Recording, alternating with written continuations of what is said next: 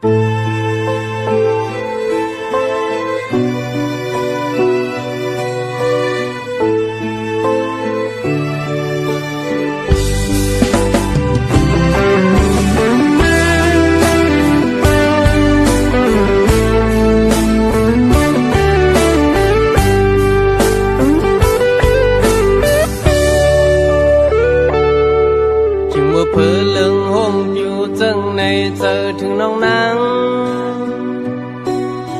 ยับขันเจอเย็นเสียงนกเขียวต้องล้อห้องใน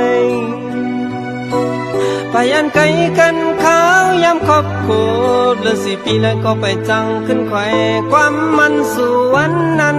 สาวน้องเล่าไว้ลืมเยาว์เมื่อที่ผ่านที่ยานไกลกันวันหลังน้องสั่งพี่ไว้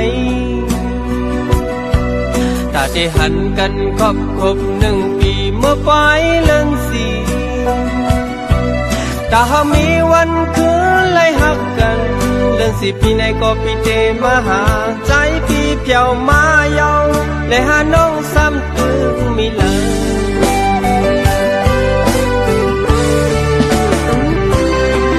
ปัญหาน้องเอาไว้ขึ้นก็อำหันหา2 3 ล้านเขาสวยก็อำอยู่สองคนต่างก็เสียอยู่ลืม8 ปีกว่าอายุน้องอำนั้นก็เข้าร่างกายและไปเที่ยวเราถึงป่วยบ่ไหวก็ตายถึงเปิดสู่ป่วยบ่ไหวก็ตายถึงมองสู่ป่วยเดือน4 ปีในปีปัญญาเขาไม่เจอ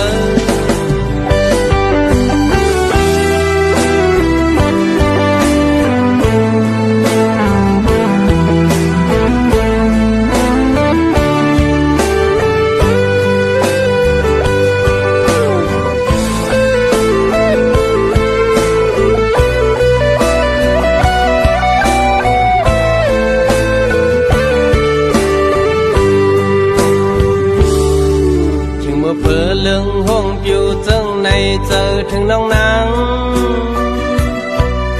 หยับขันเจอยินเสียงนกเขียวต้องล้อห้องในพายันไกลกันขาวยามครอบครัวเดือน4 ปีแล้วก็ไปจังขึ้นไข่ความมันสู่วันนั้นสาวน้องเล่าไว้ลืมเยาว์เมื่อที่ผ่านที่ยานไกลกันวันหลังน้องสั่งพี่ไว้ตาที่หันกันครบ1 ปีเมื่อปลายเดือน4ถ้าหามีวันคืนไล่หักกันเดือน4 ปีในก็พี่เดมาหาใจพี่เพียวมาเยาและหาน้องซ้ำตึกมีเลย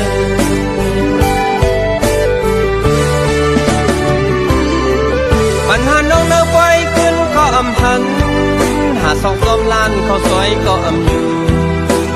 ส่วน2 คนต่างก็เสียอยู่ลืม8 ปีกว่าอายุน้องอำนั้นก็เข้าร่างกายและไปเที่ยวต่อถึงป่วยบ่ไหวก็ตายถึงเปิดสู่ป่วยบ่ไหวก็ตายถึงมองสู่ป่วยเดือน4 ปีในปีปัญญาเขาไม่เจอ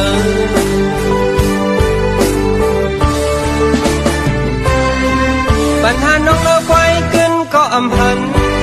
หา2 3 ล้านเขาสวยก็อำอยู่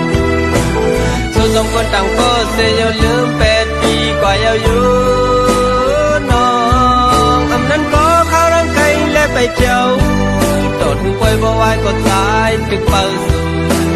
ป่วยบ่ไหวก็ตายถึงมองสู่ป่วยเดือน4 ปีในปีปัญญาเขาไม่เจอ